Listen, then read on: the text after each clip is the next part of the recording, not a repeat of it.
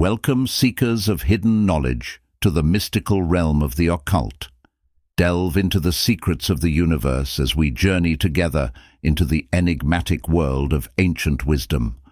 Brought to you by your guide through the shadows of enlightenment, Wisdom Rocker. Uncover the mysteries, unlock the power, and journey with us as we explore the hidden depths within the pages of forgotten scrolls and ancient texts. Prepare to embark on a journey beyond the ordinary, where wisdom transcends time and knowledge is your greatest ally. Welcome to Wisdom Rocker.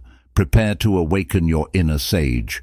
In this video, we will be uncovering the wisdom within the chapters of The Initiates of the Flame. Quote, "He who lives the life shall know the doctrine." End quote. Written by Manly P. Hall, 1922. Special Students Edition of The Initiates of the Flame is dedicated by the author to the 1,000 students of the classes of 1922, and is limited to 1,000 copies, of which this one is number. Introduction. Few realize that even at the present stage of civilization in this world, there are souls who, like the priests of the ancient temples, walk the earth and watch and guard the sacred fires that burn upon the altar of humanity. Purified ones they are, who have renounced the life of this sphere in order to guard and protect the flame, that spiritual principle in man, now hidden beneath the ruins of his fallen temple. As we think of the nations that are past, of Greece and Rome and the grandeur that was Egypt's, we sigh as we recall the story of their fall, and we watch the nations of today, not knowing which will be the next to draw its shroud around itself and join that great ghostly file of peoples that are dead. But everywhere, even in the rise and fall of nations, we see through the haze of materiality, justice. Everywhere we see reward, not of man but of the invincible one, the eternal flame. A great hand reaches out from the unseen and regulates the affairs of man. It reaches out from that great spiritual flame which nourishes all created things, the never-dying fire that burns on the sacred altar of cosmos, that great fire which is the Spirit of God. If we turn again to the races now dead, we shall, if we look, find the cause of their destruction. The light had gone out.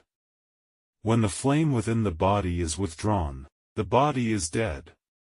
When the light was taken from the altar, the temple was no longer the dwelling place of a living God. Degeneracy, lust, and passion, hates and fears, crept into the souls of Greece and Rome, and black magic overshadowed Egypt. The light upon the altar grew weaker and weaker. The priests lost the word, the name of the flame. Little by little the flame flickered out, and as the last spark grew cold, a mighty nation died, buried beneath the dead ashes of its own spiritual fire.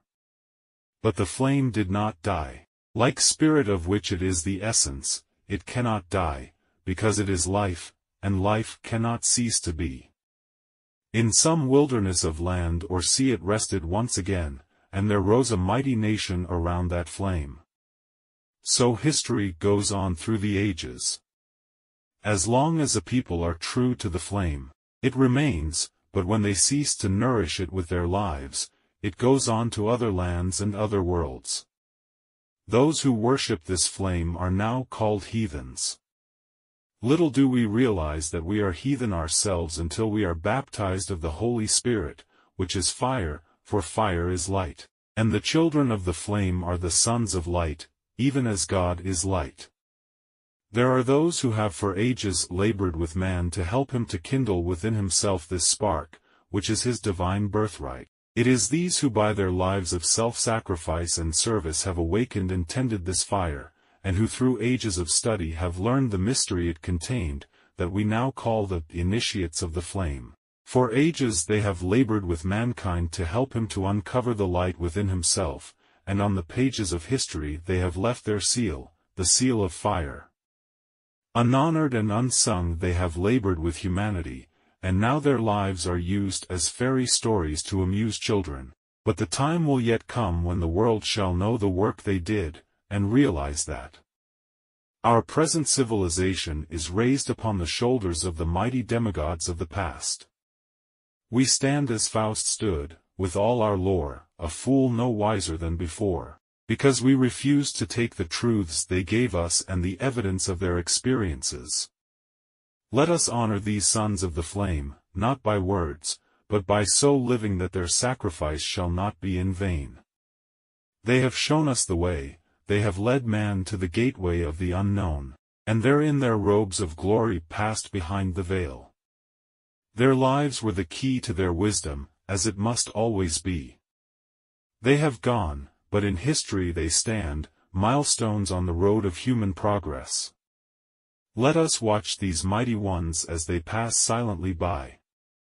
First, Orpheus, playing upon the seven-stringed lyre of his own being, the music of the spheres. Then Hermes, the thrice greatest, with his emerald tablet of divine revelation.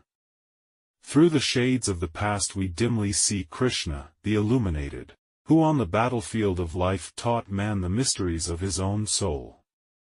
Then we see the sublime Buddha, his yellow robe not half so glorious as the heart it covered, and our own dear Master, the man Jesus, his head surrounded with a halo of golden flame, and his brow serene with the calm of mastery. Then Muhammad, Zoroaster, Confucius, Odin, and Moses, and others no less worthy pass by before the eyes of the student. They were the sons of flame. From the flame they came, and to the flame they have returned. To us they beckon, and bid us join them, and in our robes of self-earned glory to serve the flame they love. They were without creed or clan, they served but the one great ideal. From the same place they all came, and to the same place they have returned. There was no superiority there, hand in hand they labor for humanity. Each loves the other, for the power that has made them masters has shown them the brotherhood of all life. In the pages that follow we will try to show this great thread, the spiritual thread, the thread of living fire that winds in and out through all religions and binds them together with a mutual ideal and mutual needs. In the story of the Grail and the legends of King Arthur we find that thread wound around the table of the king and the temple of Mount Salvert. This same thread of life that passes through the roses of the Rosicrucians, winds among the petals of the lotus, and among the temple pillars of Luxor. There is but one religion in all the world, and that is the worship of God, the spiritual flame of the universe. Under many names he is known in all lands, but as Iswari or Ammon or God, he is the same, the creator of the universe, and fire is his universal symbol. We are the flame-born sons of God, thrown out as sparks from the wheels of the infinite. Around this flame we have built forms which have hidden our light, but as students we are increasing this light by love and service, until it shall again proclaim us sons of the eternal. Within us burns that flame, and before its altar the lower man must bow, a faithful servant of the higher. When he serves the flame he grows, and the light grows until he takes his place with the true initiates of the universe, those who have given all to the infinite, in the name of the flame within. Let us find this flame and also serve it, realizing that it is in all created things, that all are one because all are part of that eternal flame, the fire of spirit, the life and power of the universe. Upon the altar of this flame, to the true creator of this book, the writer offers it, and dedicates it to the one fire which blazes forth from God and is now hidden within each living thing. Forward. The greatest of mystery schools. The world is the schoolroom of God. Our being in school does not make us learn, but within that school is the opportunity for all learning. It has its grades and its classes, its sciences and its arts, and admission to it is the birthright of man. Its graduates are its teachers, its pupils are all created things. Its examples are nature, and its rules are God's laws. Those who would go into the greater colleges and universities must first, day by day, and year by year, work through the common school of life, and present to their new teachers the diplomas they have won, upon which is written the name that none may read save those who have received it. The hours may seem long, and the teachers cruel, but each of us must walk that path, and the only ones ready to go onward are those who have passed through the gateway of experience. God's Great School for Man. Chapter 1. The Fire upon the Altar. As far back as our history goes, we find that fire has played an important part in the religious ceremonial of the human race.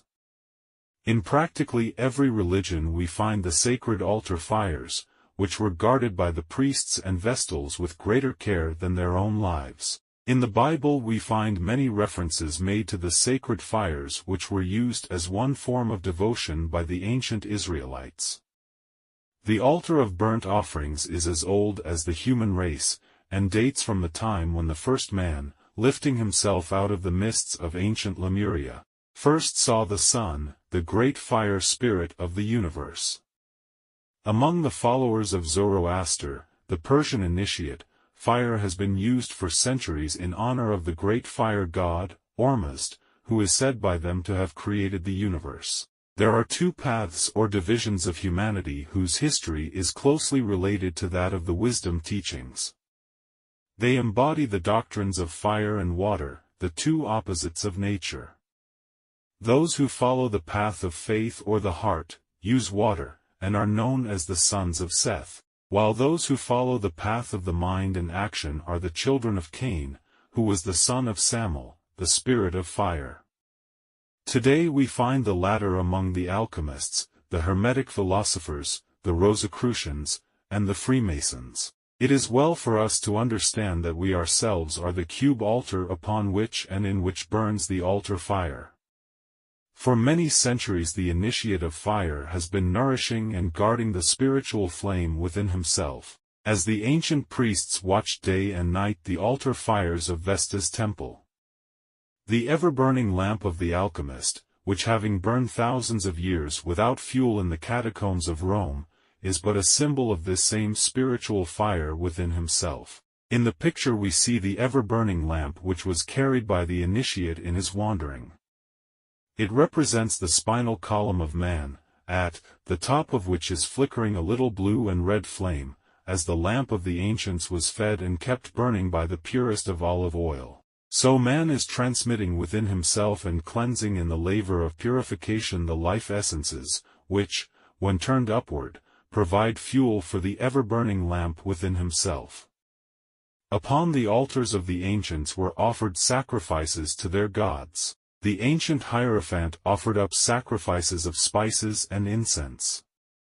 The Masonic brother of today still has among his symbols the incense burner or censer, but few of the brothers recognize themselves in this symbol. The ancients symbolized under such things as this the development of the individual, and as the tiny spark burning among the incense cubes slowly consumes all, so the spiritual flame within the student is slowly burning away and transmuting the base metals and properties within himself and offering up the essence thereof as the smoke upon the altar of divinity. It is said that King Solomon, when he completed his temple, offered bulls as a sacrifice to the Lord, by burning them upon the temple altar. Those who believe in a harmless life wonder why so many references are made in the Bible to animal sacrifice. The student realizes that the animal sacrifices are those of the celestial zodiac, and that when the ram or the bull was offered upon the altar, it represented the qualities in man which come through Aries, the celestial ram, and Taurus, the bull in the zodiac. In other words, the initiate, passing through his tests and purification, is offering upon the altar of his own higher being the lower animal instincts and desires within himself. Among the Masonic brothers we also find what is called the symbol of mortality. It is a spade, a coffin, and an open grave, while upon the coffin has been laid a sprig of acacia, or evergreen. In the picture we see the spade of the grave digger, which has been considered the symbol of death for centuries. In the Book of Thoth, that strange document which has descended to man at his present stage of evolution as a deck of playing cards, we find a very wonderful symbolism. Of all the suits of cards, that of the spade is the only suit in which all the court cards face away from the pip. In all the other kings and queens, the faces are looking at the little marker in the corner of the card, but in the spade suit, they look away from it. Now it is said that the spade has been taken from the acorn, but the occult student has a different idea. He sees in the spade, which has for ages been the symbol of death, a certain part of his own anatomy. If you will again turn to the picture of the spade, you will see, if you have ever studied anatomy, that the grave digger's spade is the spinal column, and the spade-shaped piece which is used on the deck of cards, is nothing more nor less than the sacrum bone. This bone forms the base of the spinal column, and is also the spear of the passion. Through it and the foramina which pierce it, pass the roots of the spinal nerve, which indeed are the roots of the tree of life. It is the center through which are nourished and fed the lower vertebrae of the spine, and the sacrum and coccygeal bones that dig the graves for all created things.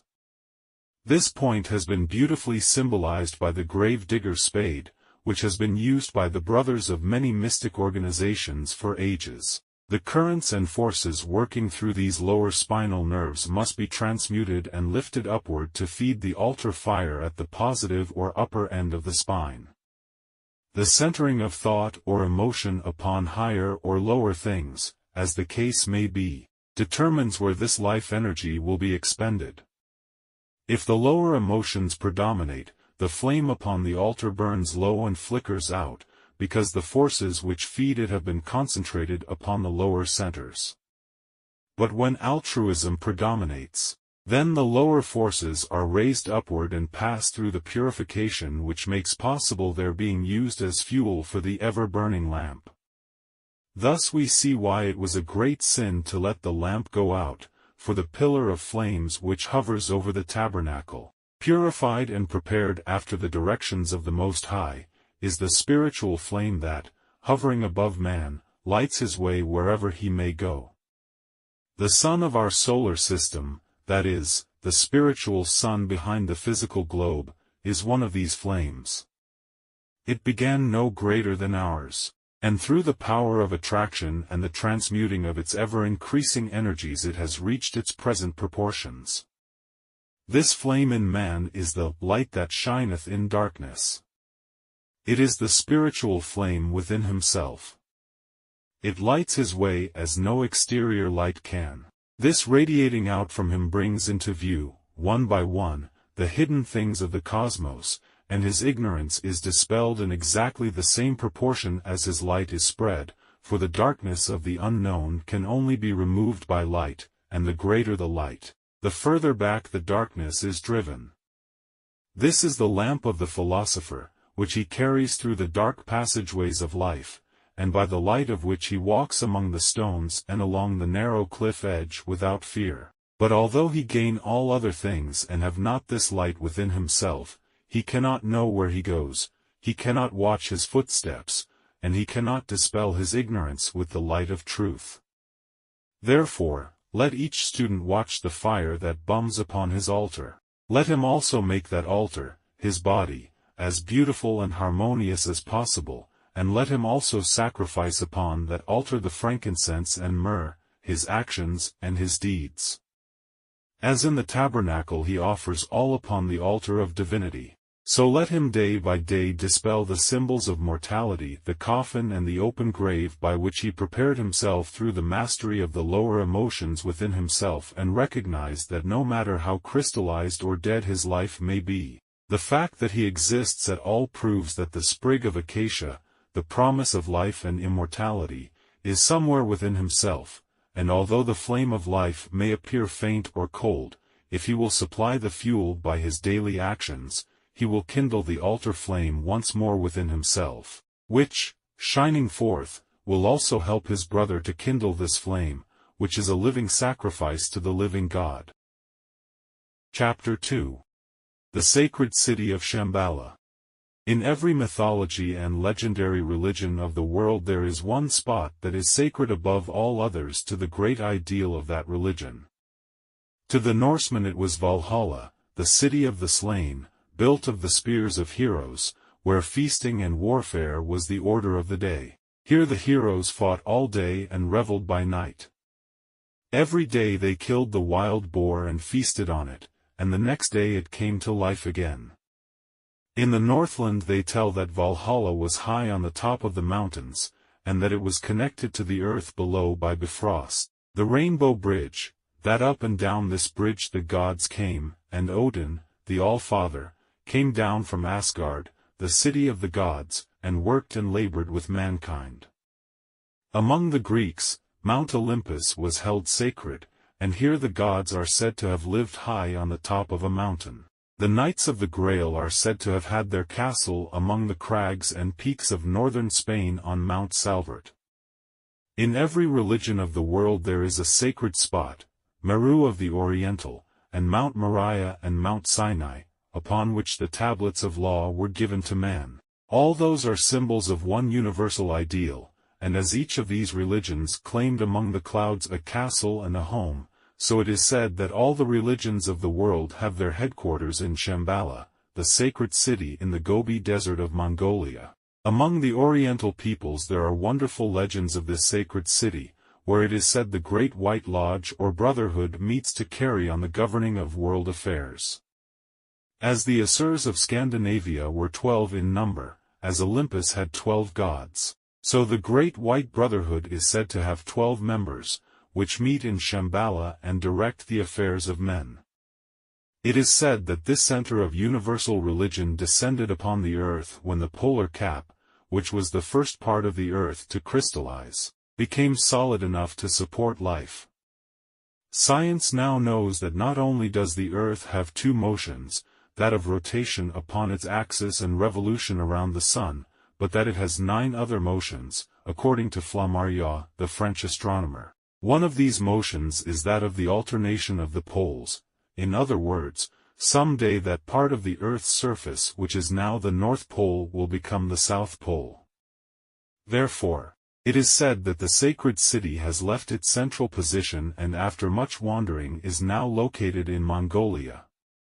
Those who are acquainted with the Mohammedan religion will see something of great interest in the pilgrimage to the Kaaba at Mecca, where thousands go each year to give honor to the stone of Abraham, the great aerolite, upon which Muhammad is said to have rested his foot.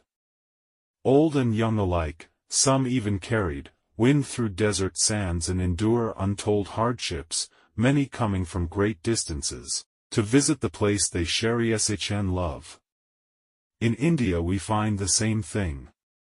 There are many sacred places to which pilgrims go, even as the Templars went in our Christian religion to the sepulchre of Christ. Few see in this anything more than an outward symbol, but the true student recognizes the great esoteric truth contained therein. The spiritual consciousness in man is a pilgrim on the way to Mecca. As this consciousness passes upward through the centers and nerves of the body, it is like the pilgrim, climbing the heights of Sinai, or the Knight of the Grail returning to Mount Salvert. When the spinal fire of man starts upward in its wanderings, it stops at many shrines and visits many holy places, for like the Masonic brother in his Jacob's ladder, the way that leads to heaven is upward and inward.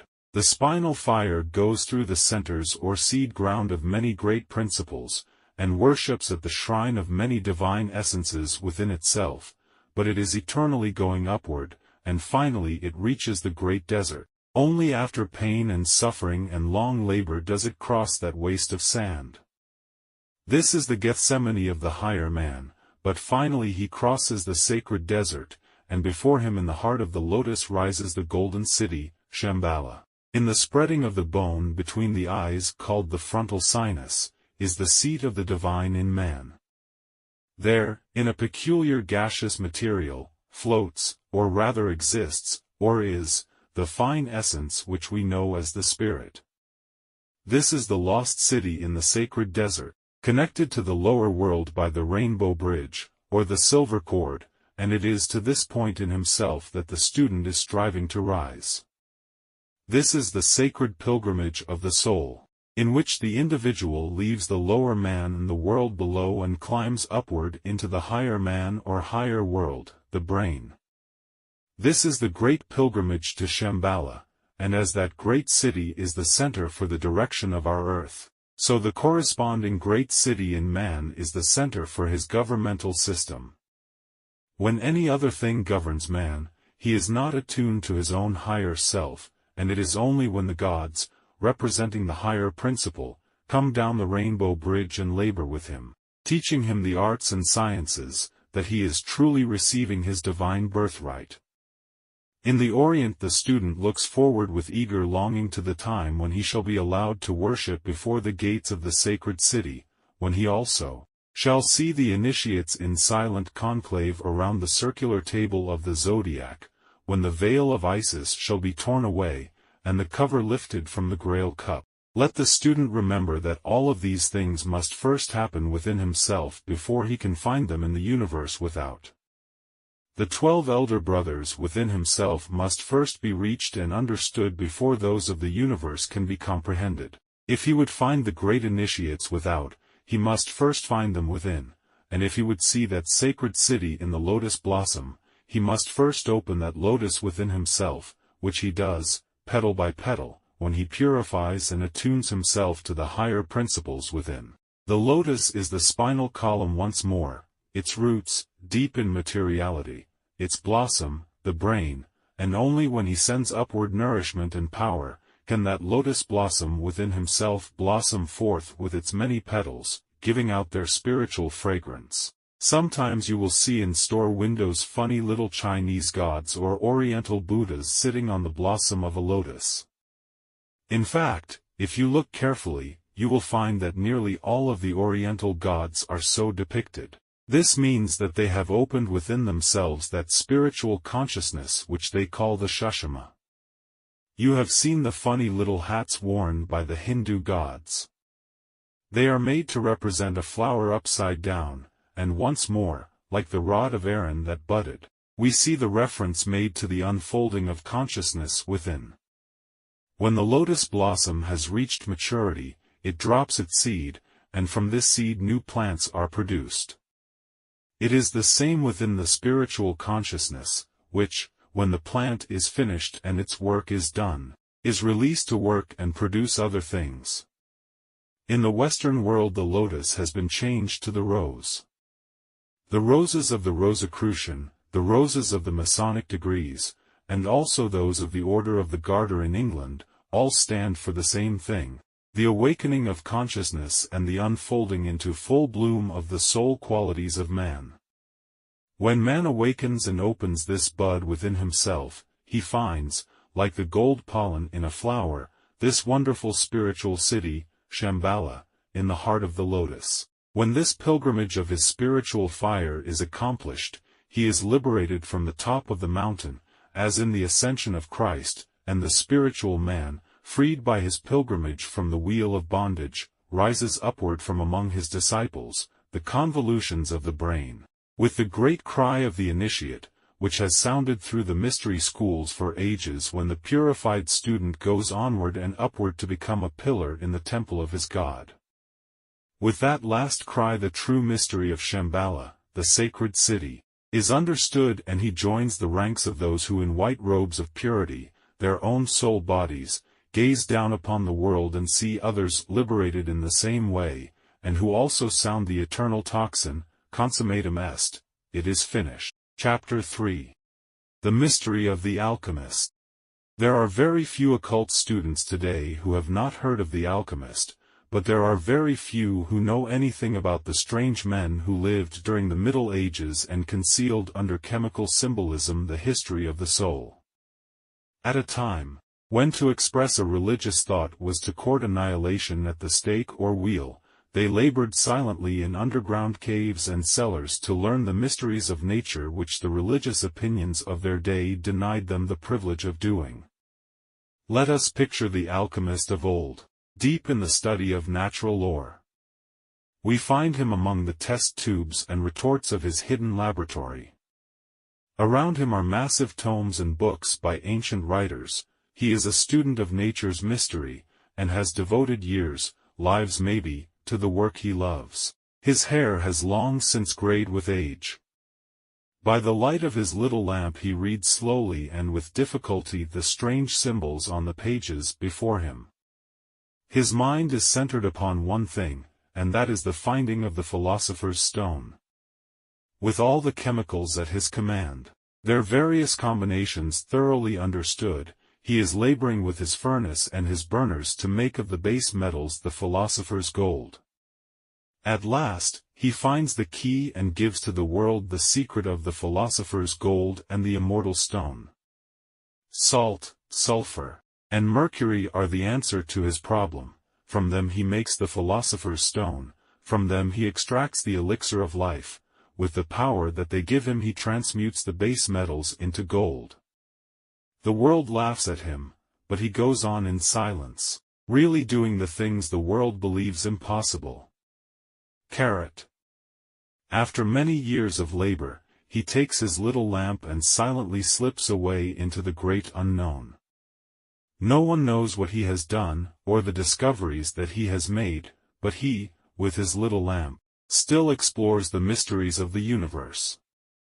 As the close of the 15th century clouded him with mystery, so the dawn of the 20th century is crowning him with the glory of his just reward, for the world is beginning to realize the truths he knew, and to marvel at the understanding which his years of labor had earned for him. Man has been an alchemist from the time when he first raised himself, and with the powers long latent pronounced himself as human. Experiences are the chemicals of life which the philosopher is experimenting with. Nature is the great book whose secrets he seeks to understand through her own wondrous symbolism. His own spiritual flame is the lamp by which he reads, and without this the printed pages mean nothing to him. His own body is the furnace in which he prepares the Philosopher's Stone, his senses and organs are the test tubes, and incentive is the flame from the burner. Salt, sulfur, and mercury are the chemicals of his craft. According to the ancient philosophers, salt was of the earth earthy, sulfur was a fire which was spirit, while mercury was nothing, only a messenger like the winged Hermes of the Greeks. His color is purple, which is the blending of the red and the blue of the spirit and the red of the body. The alchemist realizes that he himself is the Philosopher's Stone, and that this stone is made diamond-like when the salt and the sulfur, or the spirit and the body, are united through mercury, the link of mind. Man is the incarnated principle of mind as the animal is of emotion. He stands with one foot on the heavens and the other on the earth. His higher being is lifted to the celestial spheres, but the lower man ties him to matter. Now the philosopher, building his sacred stone, is doing so by harmonizing his spirit and his body. The result is the Philosopher's Stone.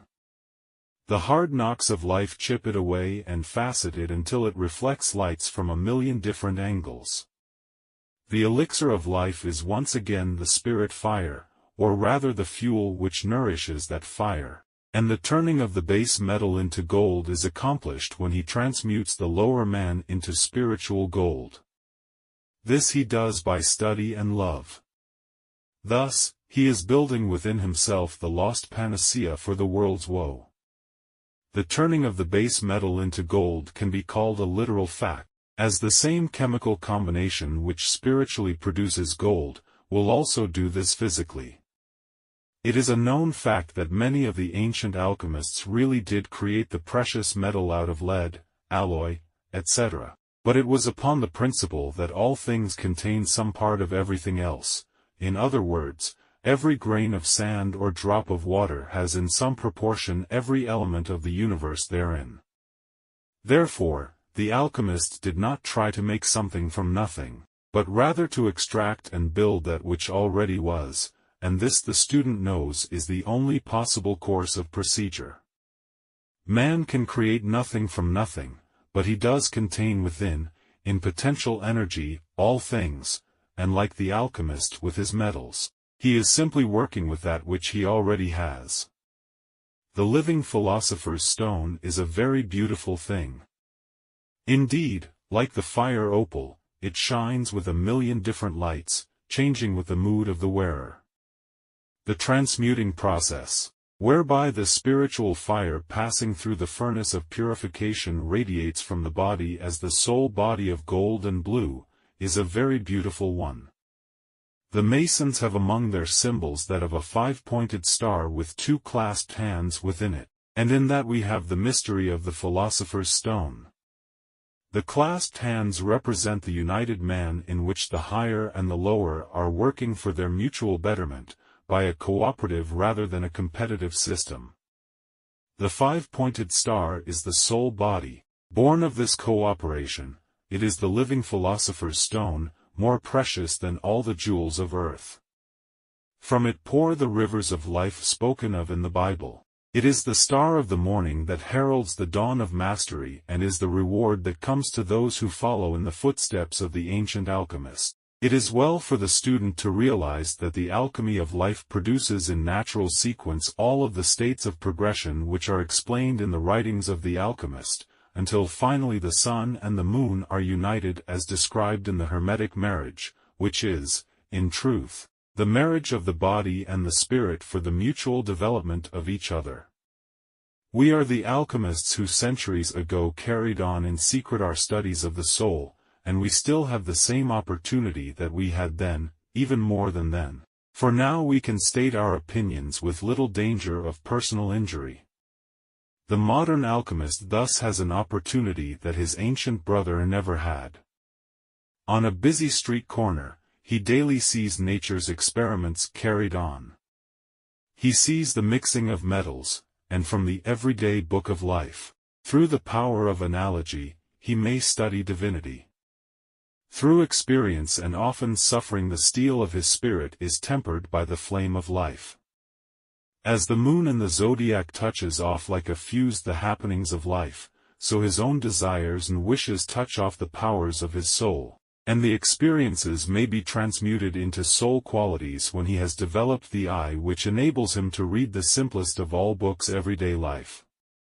The alchemist of today is not hidden in caves and cellars, studying alone, but as he goes on with his work, it is seen that walls are built around him, and while he is in the world, like the master of old, he is not of it. As he goes further in his work, the light of other people's advice and outside help grows weaker and weaker, until finally he stands alone in darkness. And then comes the time that he must use his own lamp, and the various experiments which he has carried on must be his guide.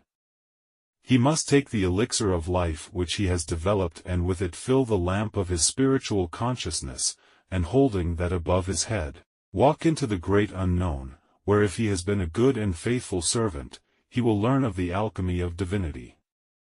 Where now test tubes and bottles are his implements, then worlds and globes he will study, and as a silent watcher will learn from that divine one, who is the great alchemist of all the universe, the greatest alchemy of all, the creation of life, the maintenance of form, and the building of worlds. Chapter 4. The Egyptian Initiate. Many ages have elapsed since the Egyptian priest-king passed through the pillars of Thebes. Ages before the sinking of Atlantis, thousands of years before the Christian era, Egypt was a land of great truths. The hand of the great White Brotherhood was held out to the empire of the Nile, and the ancient pyramid passages resounded with the chants of the initiates. It was then that the pharaoh, now called half-human, half-divine, reigned in ancient Egypt. Pharaoh is the Egyptian word for king. Many of the later pharaohs were degenerate and of little account. It is only the early pharaohs we now list among the priest-kings. Try to picture for a moment the great hall of Luxor, its inscriptive columns holding up domes of solid granite, each column carved with the histories of the gods. There at the upper end of the chamber sat the pharaoh of the Nile in his robes of state, around him his counselors, chief among them the priest of the temple. An imposing spectacle it was, the gigantic frame of the later Atlantean, robed in gold and priceless jewels, on his head the crown of the north and south, the double empire of the ancient, on his forehead the coiled serpent of the initiate, the serpent which was raised in the wilderness that all who looked upon it might live, that sleeping serpent power in man, which coiled head downward around the tree of life, drove him from the garden of the Lord, but which raised upon the cross, became the symbol of the Christ. The Pharaoh was an initiate of Scorpio, and the serpent is the transmuted Scorpio energy, which working upward in the regenerated individual is called the Kundalini. This serpent was the sign of initiation. It meant that within him the serpent had been raised, for the true Pharaoh was a priest of God, as well as a master of men. There he sat upon the cube altar throne, indicating his mastery over the four elements of his physical body, a judge of the living and of the dead, who in spite of all his power and glory, having about him the grandeur of the world's greatest empire, still bowed in humble supplication to the will of the gods. In his hands he carries the triple scepter of the Nile, the shepherd's crook, the Anubis-headed staff and the flail or whip. These were the symbols of his work. They represent the powers which he had mastered. With the whip he had subjugated his physical body. With the shepherd's crook he was the guardian and keeper of his emotional body. With the Anubis-headed staff he was master of his mind and worthy to wield the powers of government over others, because first of all, he obeyed the laws himself. With all his robes of state and with the scarab upon his breast, and with the all-seeing eye above his throne, there was still nothing as precious or as sacred to the ancient Egyptian priest-king as the triangular girdle or apron which was the symbol of his initiation. The apron of the ancient Egyptian carried with it the same symbolism as the Masonic apron of today. It symbolized the purification of the bodies, when the seat of the lower emotions, Scorpio, was covered by the white sheepskin of purification. This symbol of his purification was the most precious belonging of the ancient pharaoh, and this plain insignia, worn by many others below him in rank and dignity, but equal to him in spiritual purification, was the most precious of all things to the priest-king. There he sat, written upon him in the words of the initiate, the symbols of his purification and mastery, a wise king of a wise people. And it was through these priest-kings that the divine worked, for they were of the order of Melchizedek. Through them was formed that doctrine which degeneracy has not been able to entirely obliterate, which we know as the divine right of kings, divine because through spirituality and growth God was able to manifest through them. They were conscious instruments in the hands of a ready writer, willing and proud to do the work of those with whom through knowledge and truth they had attuned themselves. But the time came, as in all nations, when selfishness and egotism entered the heart of king and people alike, and slowly the hand from the great white brotherhood that fed ancient Egypt was withdrawn, and the powers of darkness transformed the land of glory into one of ruins, and the names of mighty kings were buried beneath the oblivion of degeneracy. Mighty cataclysms shook the world. And out of the land of darkness the great white brotherhood carried the chosen people into the promised land, Egypt, the land of glory, disintegrated into dust. The great temples of the pharaohs are ruins, and the temples of Isis are but broken heaps of sandstone. But what of the priest-kings who labored there in the days of its glory? They are still with us, for those who were leaders before are leaders now, if they have continued to walk the path. Although his scepter is gone, and his priestly vestments have molded away, the priest-king still walks the earth with the dignity and the power and the childish simplicity that before made him great. He no longer wears the robes of his order. Although he bears no credentials, he is as much a priest-king now as then, for he still bears the true insignia of his rank. The coiled serpent has given place to knowledge and love. The hand that bestowed the riches of the past does little acts of kindness now. Although he no longer carries the scepters of self-mastery, still he manifests that mastery in his daily life. Although the altar fires within the temple at Karnak have long been dead, the true fire within himself still burns, and before that he still bows as he bowed in the days of Egypt's glory. Although the priest no longer is his counselor, And the wise ones of his country no longer aid him in governmental problems, still he is never alone, for the priests in white and the counselors in blue still march with him and whisper words of strength when he needs them. Have you seen people that somehow you liked regardless of appearances? Have you seen other charming people whom you hated in spite of their charms? Have you seen learned people who were fools or impressed you as such, or people who knew little and yet you felt were wise? Those are the insignia of rank, which the loss of title or position cannot destroy. Kings with or without crowns they were, not puppets dressed in tawdry tinsel. And they still are kings and will be to the end of time, and they still manifest their rank, not by their superiority, and their high-headedness, but by the soul qualities which they radiate from themselves.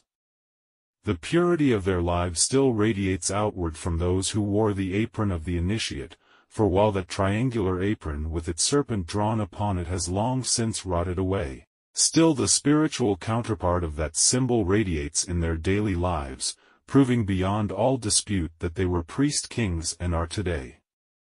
We find them in every walk of life, in high places and down in the mire of life. But wherever we find them, they are still the mouthpieces of the gods, and through them comes the promise to all who strive. They are kings, not of the earth but of heaven, and in the life of our own Master we find one who joined himself to those who served and was a true king even when his only crown was a wreath of thorns. Still in the pyramid of Gizak, the initiations continue, still the initiate receives the insignia of his rank. Before that fire within himself he makes his vows, and upon the burning altar of his own higher being he lays his crown and his scepter, his robes and his diamonds, his hates and his fears, and sanctifies his life as a priest-king, and swears to serve none but his own higher self, the God within. His robes are his soul body, and his crown is his life, and in the streets of life he is enthroned. The dusky towers and factory chimneys around him into the templed pillars of Luxor, and with a lunch pail on his arm, his face brown with honest dirt, he is as much a king as when the crown of the double Nile rested upon his brow, and the priest of the temple made him one with his God and his fellowman. Chapter 5. The Ark of the Covenant. One of the most interesting symbols that has come down to us from the ancients is that of the Ark, or the box that was said to contain the sacred relics. Many people believe that this belongs particularly to the Jewish nation, but this is a great mistake, because it has been the birthright of every country to have the Arkansas. All have, like the Jewish people, lost much of their power and glory when they lost the sacred Arkansas. In ancient Chaldea and Phoenicia the Ark was well known. India celebrates it as the lotus, and the ancient Egyptians tell how the moon god Osiris was imprisoned in an ark. In all the mystery religions of the world, individually and cosmically, the ark represents the fountainhead of wisdom. Over it the Shekinah's glory hovers, as a column of flames by night and a pillar of smoke by day. Every country has seen and felt its presence when the priest-kings and initiates bring out of an old civilization, lost because of crystallization, the sacred ark, and surrounded by those faithful to the truth carry it into other lands and among other peoples. In every creed and religion we find crystallization. We find small groups of people separating themselves from their brother man. We find those who, clinging to the old, refuse to advance with the new, and whenever we find this crystallization, we find the spirit of truth carried away to other people and embodied in other doctrines. The ancient ark of the Israelite never had removed from it the staves by which it was carried and moved, until finally it was placed in Solomon's temple. Neither does the spirit fire in man rest until finally it is enthroned in the holy place of his solar temple. Ever towards the rising sun its bearers carry this sacred truth. Nations are born of those who love the truth and are buried when they forget it. The time has come when its silent bearers have taken the sacred ark and the Shekinah's glory, and in solemn file have moved across the waters and brought it to the new world. The call has sounded through the universe, and those who are true to their own higher principles have surrounded the sacred chest. Those who have sworn alliance to their own higher being are following the priests and their sacred burden, and a beautiful mystery temple is being built in this beautiful land of ours, loved and guarded by those who are laboring for humanity. The staves are still in the ark, however, and only when real good can be done by it will it remain. The opportunity is now confronting the Western world. The knowledge of the ancients, the wisdom of the ages is knocking at the door and seeking those who will follow it. The bearers of the ark have stopped and are gathering a nucleus of spiritual souls to carry on their work, and whether or not the word of the Lord will remain with a nation depends upon its own actions, and the actions of a nation are the collective actions of its individuals. If it finds nothing here attuned to itself, if it finds few that will answer to its call, the call of service and brotherhood, then will its priests lift again the staves, and the sacred work will go out into other lands. The life of a country thus gone, like the ancient city of the Golden Gate, it will be swallowed up in oblivion.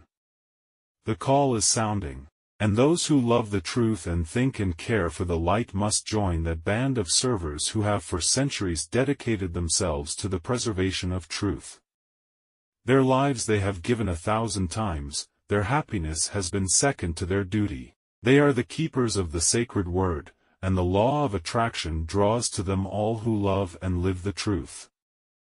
A great influx of spiritual light comes to those who live the life and have learned the doctrine, and regardless of clan or country they have joined the silent file of watchers and workers around the sacred Ark of the Covenant. Every individual by his daily actions is expressing more plainly than by words his ideals, his desires, and his attitude towards this great work. The composite attitude of a certain number of people either shuts out or lets in the light. Therefore, every individual has a great duty, a great work has to be done, and to that the true student must dedicate his life. Then wherever he may go, whatever he may do, he is being led, and the Shekinah's glory directs his footsteps. In the brain of man, between the wings of the kneeling cherubim, is the mercy seat, and there man speaks with his God as the priest of the tabernacle spoke to the Spirit of the Lord hovering between the wings of the angels. Man is again the ark, and within him are the three principles, the Father, the Son, and the Holy Spirit, the tablets of the law, the pot of manna, and the rod that budded. But as in the case of the ancient Israelites, when they became crystallized, the pot of manna and the rod that budded were removed from the ark, and all that was left were the tablets or the letters of the law. When the individual crystallizes and excludes various sidelights from his mind, he excludes the life force which was flowing to him. In shutting out strangers, he shuts out his own life, and all that he has left are the tablets of the law, the material reasons from which the spiritual life has gone. Solomon's temple, or the perfected temple of the human body, the perfected temple of the universe and the perfected temple of the soul, finally forms the perfect shrine for the living Arkansas. There at the head of a great cross it is placed, and there in man it becomes permanently fixed. The staves of polarity upon which it was carried are removed, and it becomes a living thing, a permanent place where man converses with his God. There man, the purified priest, arrayed in the robes of his order, the garments of his soul, converses with the Spirit hovering over the mercy seat. This ark within is always present, but man can only reach it after he has passed through the outer court of the tabernacle, after he has passed through all the degrees of initiation, and after he has taken the third degree and becomes a Grand Master. Then and then only can he enter into the presence of his Lord, and there in the darkened chamber, lighted by the jewels of his own breastplate, he converses with the Most High, the true spiritual essence within himself. We are working towards this, and the time will come when each person for himself will know the mystery of the ark, when the student through purification shall be led through the door of the Holy of Holies and there be enveloped by the light of truth. This was his birthright which he sold for a mess of pottage. To this end came he into the world that he might bear witness to this truth, that through this light all men might be saved.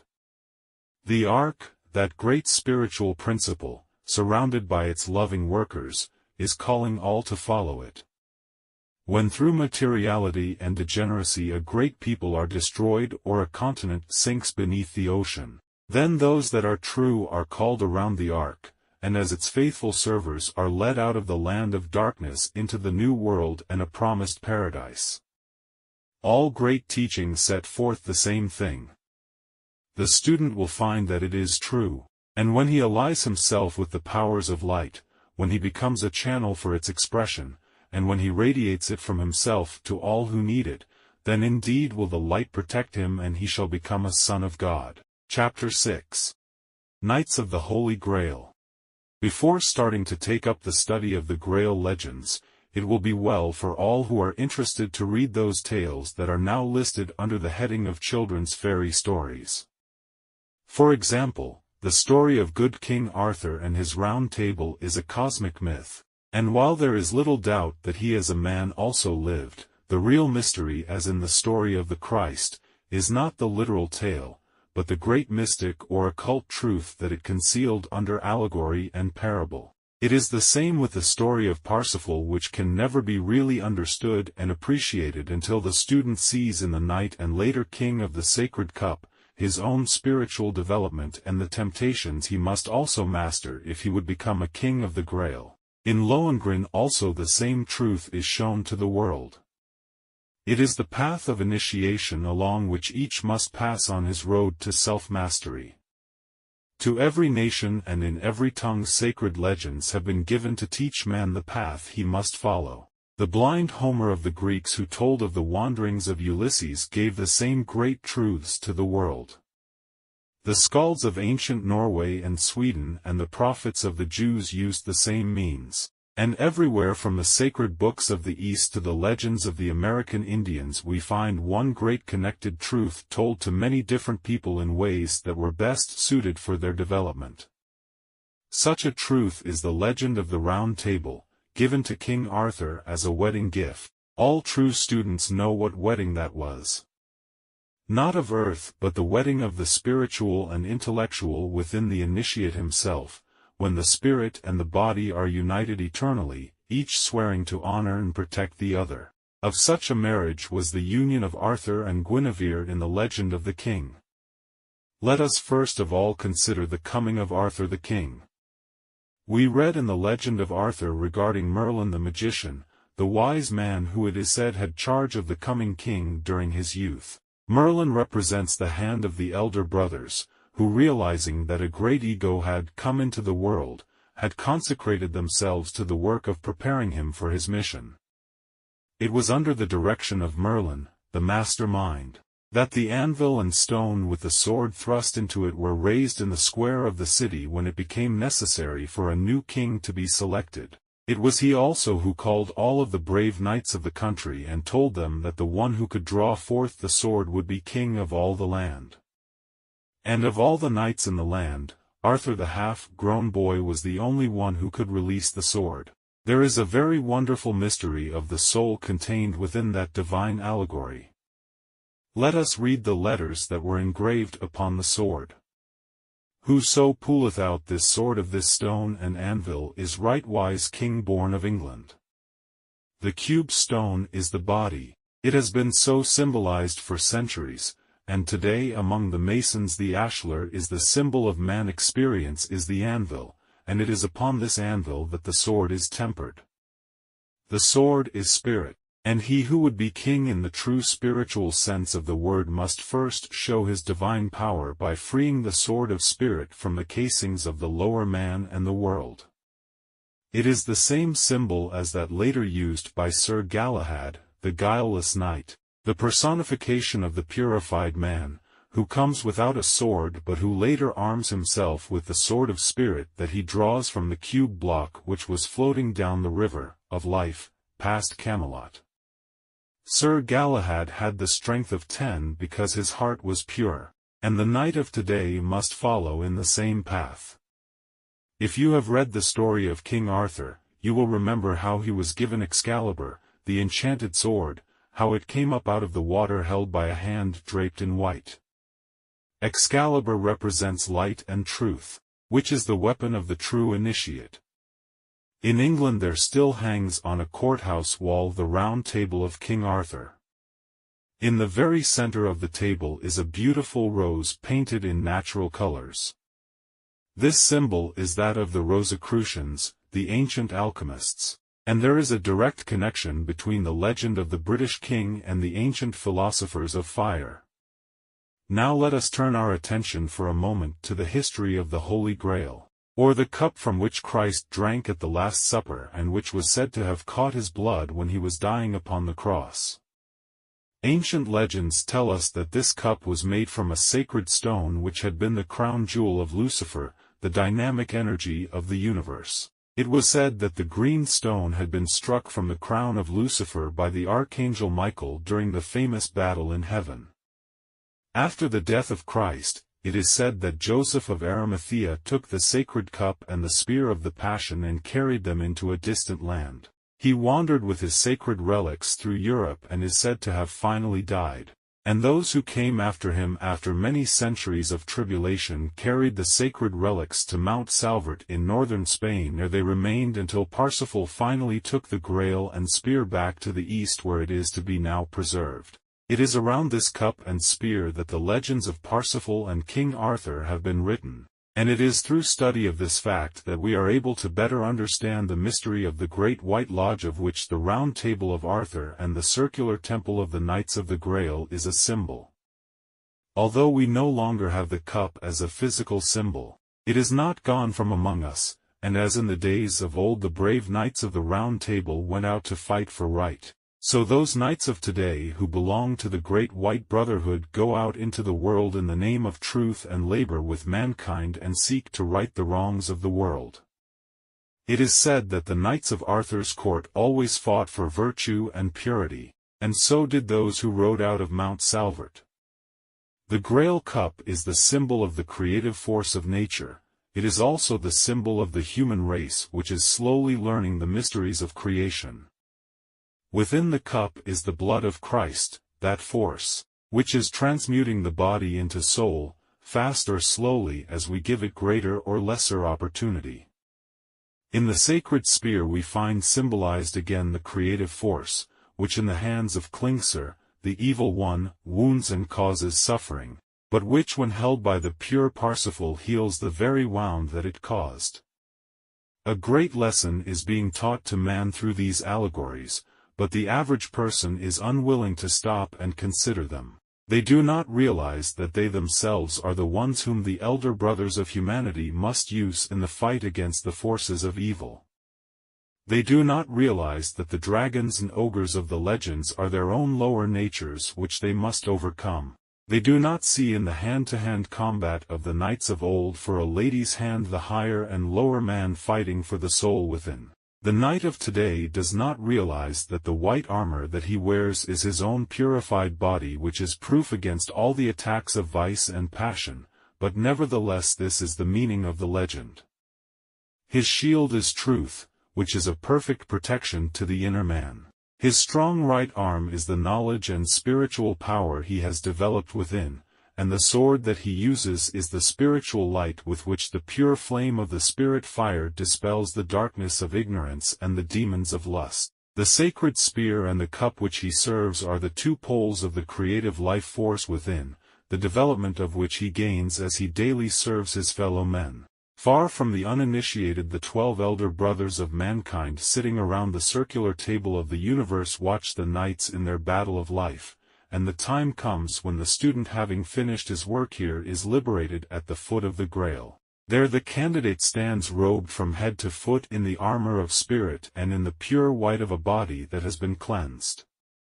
Then the cloth is lifted from the sacred cup, and he is illuminated by the light which would have killed him had he seen it without purification. He then takes his place among the Knights of the Round Table and joins those who give up all and labor for humanity. When in sickness and in suffering we beg of the great unknown that he send us help, then indeed our knight comes to us as Lohengrin came to Elsa. When our loved ones pass into the great unknown, there stands the brother of the Grail, the invisible helper, who through days of labor has earned the right to become a member of that great band of servers who around the table of the king, and while their bodies are asleep still labor in their great search for light and truth, and pray for the day when they shall also become kings of the Holy Grail. Chapter 7. The Mystery of the Pyramid. There comes a time in the development of the occult student when he understands one of the great secrets of the initiates, and that is that every sacred thing outside of himself stands for some organ or function within himself. This is, of course, true in the case of the Great Pyramid, except that this particular pile of stone, said by many to be the oldest building on the surface of the earth, is the great symbol of composite man. In other words, it stands for man as a unit. Let us first consider it simply from the exterior standpoint. When we first look at it in the distance it seems to be one great stone, but as we come closer, we see that it is made of thousands of smaller stones, each one carefully fitted into place. Here we see the first likeness between the pyramid and man. We consider man to be a unit, but when we examine more closely, we find that he is a great number of small units, each working in harmony with the others. It is the same with everything. We take a successful life, and we think of it as an entirety, but when we examine it, we find that it is a number of small achievements joined together. As thousands of workmen were used in the building of the pyramid, so there are unnumbered workmen at work in the building of our bodies, which are symbolical of the same building. There are many pyramids all over the world. We find them in South America and in Mexico. We find mounds which were made to represent them among the American Indians, and in Europe and Britain we find remnants of the same things. But there is only one real pyramid in all the world. Even the others in Egypt are but copies of the Great Pyramid, and were used as tombs for the pharaohs, but nobody was ever found in Cheops, nor were there ever any signs that it had been so used. Now let us continue our analogy between the pyramid and man. If you will look at the accompanying illustration, you will see the pyramid laid flat, and you will notice it is made of 4 triangles laid around the vast square. The 4-sided base of the pyramid represents the 4 elements of which man's bodies are composed. These are hydrogen, nitrogen, oxygen and carbon, or earth, water, fire, and air. These are called the base of all things, and upon this base the 4 bodies of man are raised, each from its own element. Thus, the physical body is raised from the earth. The vital body is raised from the water, the emotional body from the fire, and the mental body from the air. There are 12 lines used in the drawing of the 4 triangles, which stand for the 12-fold constitution of man when it is complete, the 3-fold body, the 3-fold mind, the 3-fold soul, and the 3-fold spirit. It also gives us the 12 signs of the zodiac, divided into their respective groups. Out on the desert stands the Sphinx, the guardian of the threshold mentioned by Bulwer Lytton. It stands for the bodies of man and is that strange being which must be passed before the student can go on in his development. The 4 fixed signs of which the Sphinx is a symbol are Taurus the bull, Leo the lion, Scorpio the eagle, and Aquarius the man, or the human head. I have already given you some work on the sacrum bone, and I told you that it was the gravedigger's spade. Here is a picture of the head of the Sphinx, and the inverted sacrum bone when it has been turned upward. We see the Sphinx in the inverted sacrum and also in it the inverted Masonic keystone. All this is very interesting, but unless we realize the inner meaning of it, its true value is lost. But it is not chance that these things should be so. You have most of you heard of the dweller on the threshold, that creature built by our own actions and mistakes. Well, out on Egypt's desert it stands and bars the way to the pyramid, the temple of the higher man. And the message that it gives to the world is, I am the bodies. If you would go on to the temple you must master me, for I am within you. The Sphinx again symbolizes man, with the mind and spirit of the human rising out of the animal desires and emotions. It is the riddle of the ages, and man is once more the answer. It is said that in ancient times the Sphinx was the gateway of the pyramid, and that there was an underground passage which led from the Sphinx to Cheops.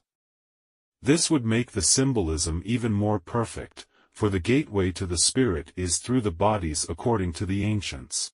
Let us now enter the pyramid and passing through the corridors come to the king's chamber as it is called. There are 3 great rooms in the pyramid which are of great interest to the student. The highest is the king's chamber, then below that is the queen's chamber, and down below the surface of the earth is the pit. Here we again find the great correlation between the pyramid and man. The 3 rooms are the 3 great divisions in man which are the seats of the threefold spirit. The lower room is the generative system under the control of Jehovah. The center room or queen's chamber is the heart, under the control of the Christ, and the upper room or the king's chamber is the brain, which is under the control of the Father. In this upper room is the coffer made of stone, the meaning of which has never been explained, but which the student recognizes as the third ventricle in the brain. It is quite certain also that this coffer was used as a tomb during initiation, when as is the case in the Masonic initiations of today, which are the remnants of the ancient mysteries, the candidate was buried in the earth and resurrected, a symbol of the death of the lower man and the liberation of the higher. It is said that Moses was initiated in the Great Pyramid, and some also say that Jesus was instructed there also. Be that as it may, we know that for thousands of years since the time it was built by the Atlanteans it has been the greatest temple of initiation in the world. It seems also that its work is not yet done, for mutely it is teaching those who will see the mysteries of creation. It is said by many that it is the original Solomon's temple, but this we know is not true, for while it may be the first and original material temple, the true temple of Solomon is the universe, the Solomons temple, which is slowly being rebuilt in man as the temple of the soul of man. There is probably no point that is as important in connection with the pyramid as that of the cornerstone. On the very top of the Great Pyramid is a comparatively flat place about 30 feet square. In other words, the true stone which is the head of all the corners is missing. If we look at the reverse side of the United States seal, we find again the pyramid from which the top is separated. Omar Khayyam, the Persian poet, gives us the secret of the keystone when he says, "From my base metal shall be filed a key, which shall unlock the door he howls without." The value of the stone is better understood when you understand that it completes all of the triangles at once, and without it none of them are complete. This stone is the spirit in man, which fell from its high position, and has been lost beneath the rubbish of the lower man. This is the true capstone that is now hidden in the pit of man's temple, and which he must exhume and place again as the true crown of his spiritual pyramid. He can only do this when he calls the thousands of workmen within himself together and binds them to the service of the higher man. There must be no traitors to murder the builder this time. And Lucifer, the one rejected by man as the devil, is the one who must through the planet Mars send man the dynamic energy which man himself must transmute from the fire of passion to the flame of spirit. He then must take the tools of the craft and cut and polish his own being into the capstone of the universal temple. It is interesting to note how the casing stones that once made the pyramid so beautiful and true were carried away to build the cities nearby, and in connection with that it is interesting to note how the soul body of man, the casing stones of his spiritual temple, have been sacrificed in order that he might have material things. As we look at pictures of the ancient pyramid and sphinx which have stood on Egypt's sands for ages, let us see in them our own mystery temple, made without the sound of hammer or the voice of workman. And as we sadly think of this mighty ruin, broken by ages of neglect, let us remember our temple, and that its cornerstone is missing also, and our walls are falling with neglect. Let us learn the lesson which it teaches, hasten to perfect our pyramid, cap it with the stone of spirit, offer upon its altars our sacrifice to the great Sun Spirit, and bury our lower nature in its ancient coffer. Then for us will its mysteries be revealed, and the sealed lips of the Sphinx give up their secret. Where your treasure is, there will your heart be also.